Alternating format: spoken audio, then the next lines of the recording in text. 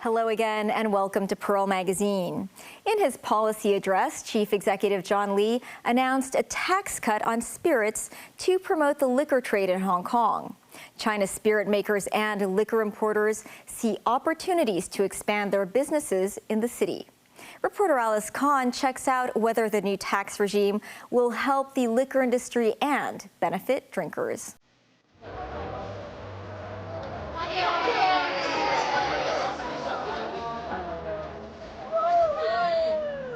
With less tax, it would definitely encourage me to shop locally more often. We usually get the whiskey like 400, like what now we can get like 300. As a consumer, I don't think there's much beneficial. How often do we buy a bottle of spirit?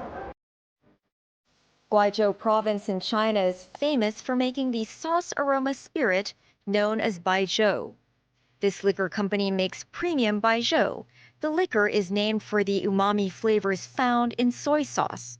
Top quality Baizhou can cost tens of thousands of dollars depending on craftsmanship and scarcity. The production of this sauce Baizhou takes a very long time.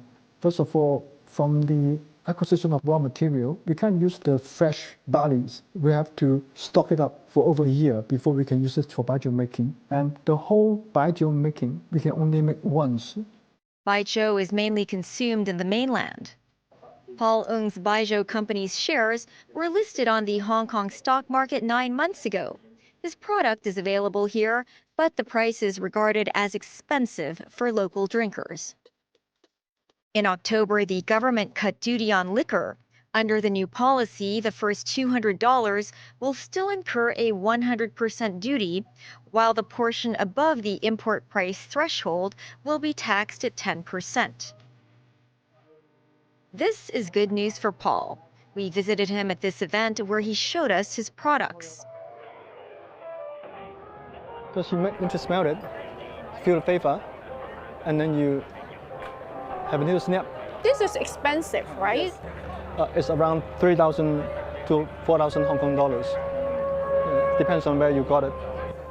But this one, and I can get cheaper after the tax cut. Well, you have the benefit of it. Their import price is much higher than 200 level, and that thereby benefit from the custom duty cut from 100% to 10%. We will pass substantial all these reductions to our channels. There's a value chain. Paul passes on the savings to his clients. For example, this bottle of Baizhou used to cost $3,800. Now it costs $1,000 less. It won't go by 90% because there is a basic cost on that 200 threshold.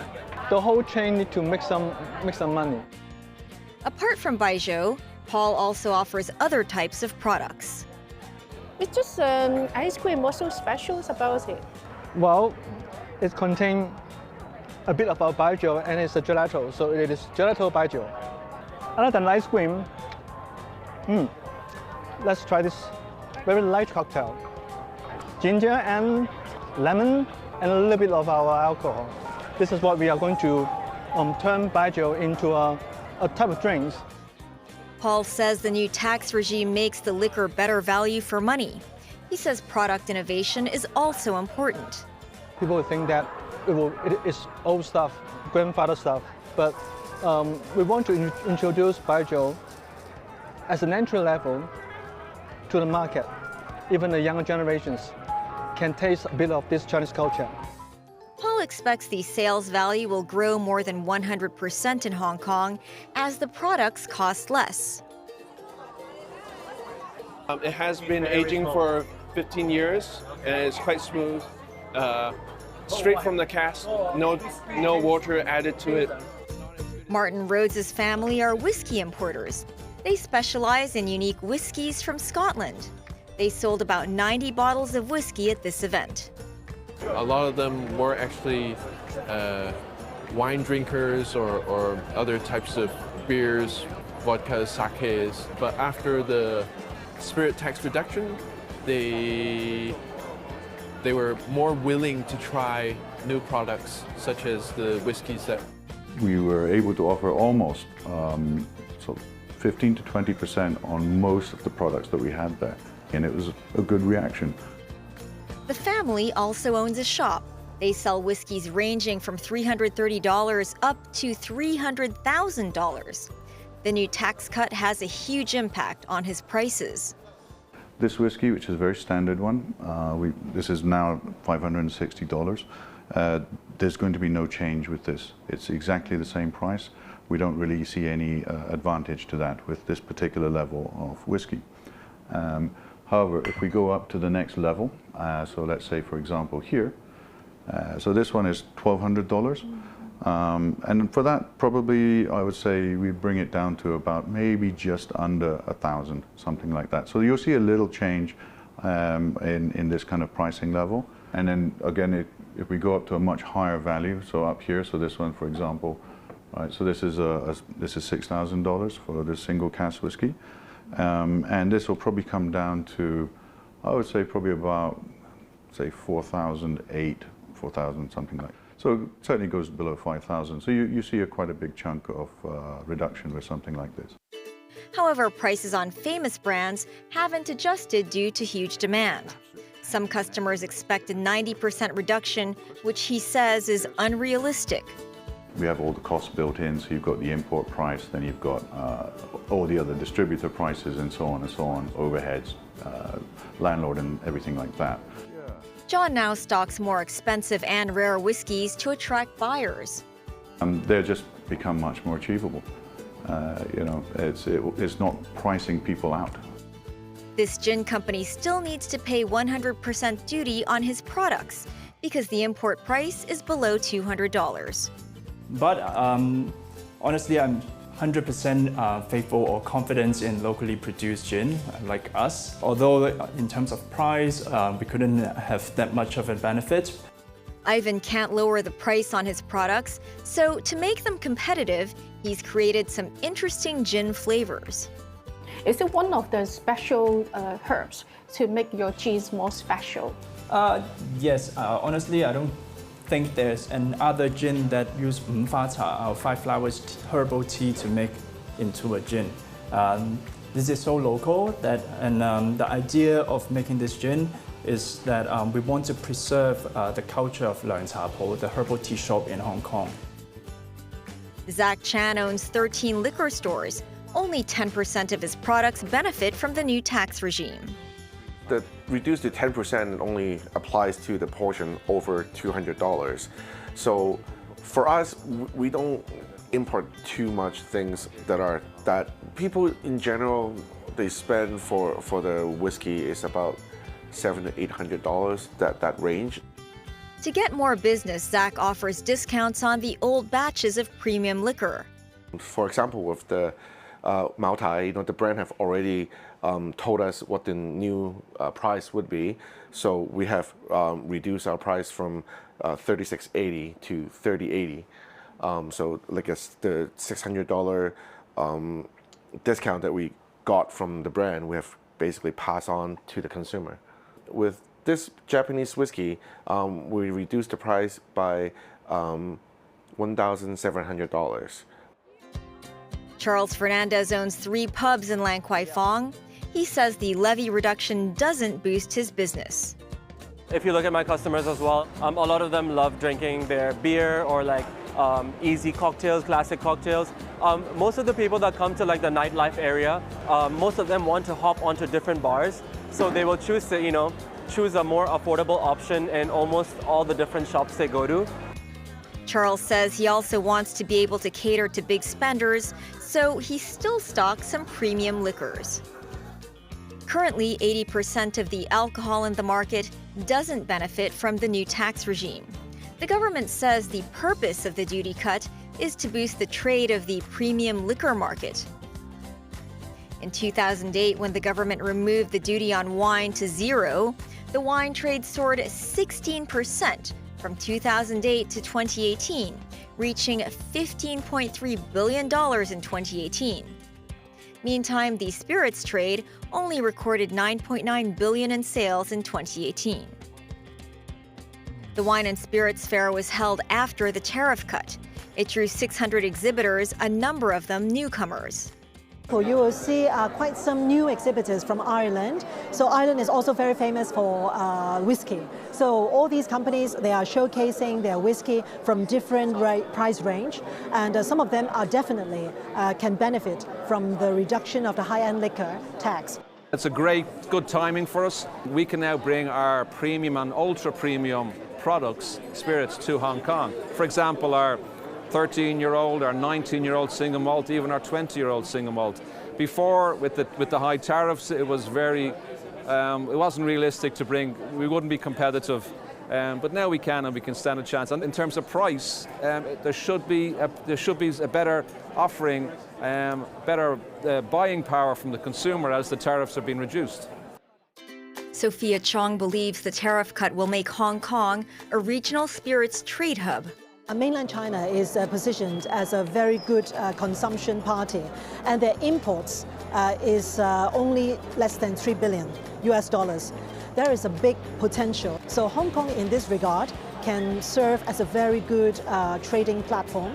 But at the same time, because there is a growing recognition of the mainland baijiu, they are using the Hong Kong platform to promote their brands to the world.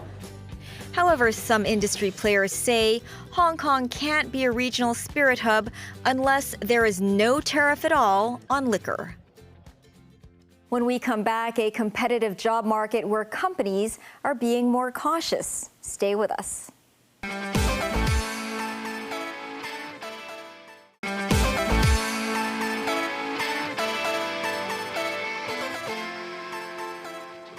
Welcome back to Pearl Magazine.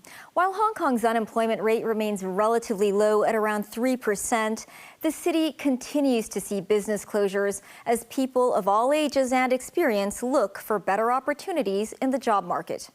I spoke with job seekers, employers, and recruiters to find out what it's really like for both parties.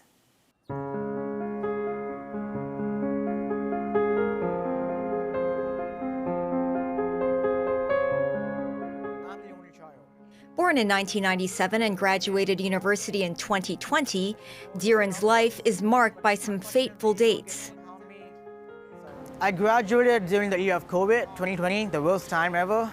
I turned 27 last month, and I'm looking for jobs related to education field, as a tutor, teacher, or even jobs related to media industry, which is my bachelor's degree in. But at the moment, I'm having a tough time to look for jobs in either of the field because of the experiences, the language barrier, Mandarin. Dhiren says he was lucky to get a job after he graduated in 2020. It was a one-year contract as a teaching assistant at a secondary school. Unfortunately, after that year, he had to find another job. I applied to many industries, airport, customer service, but you're not hiring, only firing. I did some temp jobs during that year. It really puts me in a disadvantage because most of my job is either 1 year or even like 8-9 months. Things started looking up when he got another teaching gig last year. So in the academic year 2023 to 2024, I was working in Rosary Hill. And after 2 weeks of joining, I found out that the school was closing down. I really didn't know what to do. I mean, I was in a mental state of breakdown because I just joined. I was looking forward to make an impression, to work for it, and do my PGCE. And then I found out after 1 month that it was going to close down right after July 2024. Dhiren has been looking for work since then, but still can't find anything. He says not knowing how to speak Mandarin has become a roadblock to getting a job. The second roadblock is master's, which I did not do my master's yet. Are you also experiencing any discrimination? I saw some job requirements that they would prefer white people who graduate from the overseas universities, top universities, so I do feel that is a bit discrimination. According to a survey from JobsDB, 7% of local companies are cutting headcount, while 18% plan to freeze theirs. Luckily, 45% will maintain their headcount. There is a slight reduction in the number of employers looking to hire fresh graduates. And the hirers are primarily looking to hire experienced people, even in entry-level roles. Fresh graduates can take the opportunity, do more internship, prove the fact that, the gap between you graduating and entering the workforce is not that large. Lorraine Lee was in the media industry for over 20 years. She switched careers because her mother was very ill during COVID. My mom was diagnosed with cancer in later stage, and I'm the only caretaker. Though I love the job as a financial journalist, I have to make a balance of being a caretaker. So at that time, it was really hard for me to take care of my mom. And even Saturdays and Sundays, maybe occasionally I have to get back to work. But at the same time, I thought, I don't know how much time left between my mom and me. At this point, she joined a multinational bank, which gave her the flexibility working in media did not. They have the family first policy, so I feel much better. At that time, my bosses really released me from work, and they are really empathetic with my situation, and they allowed me to go to hospital during the working hours. 6 months after joining, Lorraine's mother passed away. I was quite lucky to take care of her until she passed away at home. So this is a really huge support for me at the time. Lorraine stayed with the company for about 2 years before leaving. She was still grieving for her mother and had her own health issues, which she hadn't addressed while her mother was still alive. At that time, I think it's a sign to remind myself again, health is the most important thing in your life. So I take some time to let myself recover from the hectic working situation and also the loss of my mom, because it is a deep pain for me. She's been out of a job since February. Since then, she's taken up new hobbies and rediscovered old talents. I can play some piano because I've got the recital level. Then my friend introduced me to a piano company, and she said that just try to teach piano, maybe. Then it's a kind of income stream. Painting was another hobby Lorraine began to spend time on. During this time, she met someone with a charity for caretakers and patients who was hosting an event. As a former caretaker herself, Lorraine offered her support by donating her paintings to raise funds for the charity. So how many were you able to sell for a donation? Finally, I sell around 20 or nearly 30 paintings. These days, Lorraine makes a little bit of money from painting, teaching piano, and emceeing events. And she also teaches Japanese as she's N1 qualified. She's still looking for a full-time job, but is looking for something meaningful. And we have to pay the bills, medical insurance, daily expenses. I have to learn more other skills. It's not so like I want a high salary or competitive environment, or I want the high titles like head of something. The most important thing is the job which can support my living and expenses, and then it's something I love to do. Bill Lee of JobsDB says that while more employers are trying to get workers back inside the office, employees aren't keen. 68% of companies in Hong Kong are not in favor of hybrid work policies, creating a mismatch between employees and employers. A lot of employees and talents are actually valuing flexibility at the top of their consideration. So to them, work is not just about, it's not the be-all and end-all of everything. Like career as well as, how much do I earn, I want to say so. The balance between my life and what I want to do and finding meaning with that is also as important. So some may consider doing part-time because it's more lucrative. And employers who are finding talents in their industry scarce are still happy to offer that flexibility. Arup, a multinational design and engineering company, targets to hire over 100 fresh engineering graduates a year in Hong Kong alone.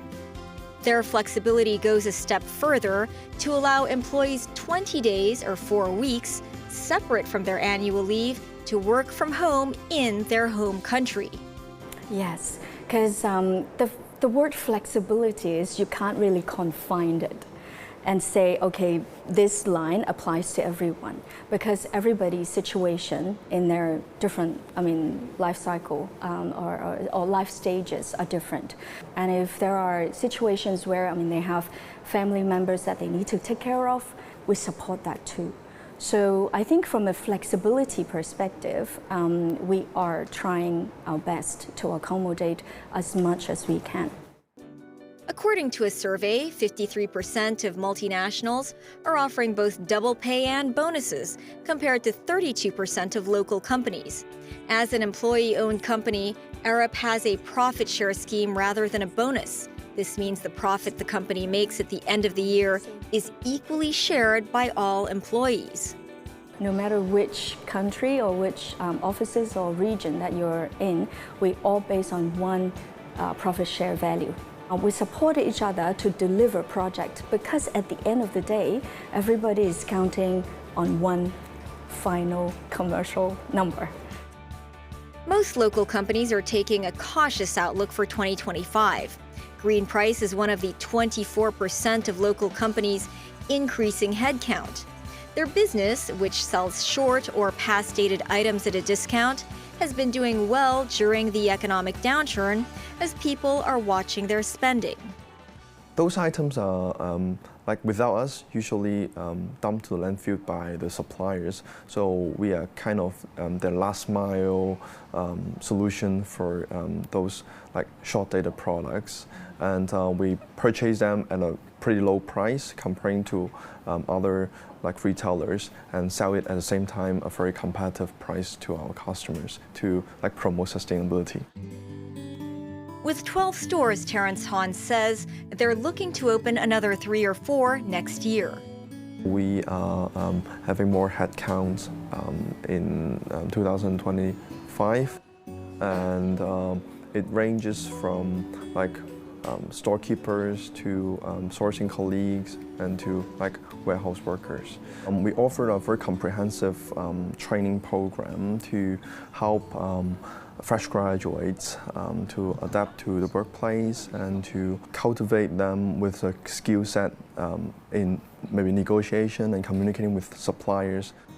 Meantime, job seekers like Diren are still sending out their resumes daily, hoping for a chance to work again. At this point, I'm looking for airport, customer service, hotel, teaching, administration, like office administration. So more or less, I'm looking for all of the field. For F&B, they require experience. Even the salary for F&B nowadays is not that bad. They have increased to 18,000, 20,000, or heading my 30s in 2 years. There's a pressure of being in 20s that you need to succeed. Housing, jobs, marriage, your family. That's Pearl Magazine for this week. Join us again, same time next week. Bye for now.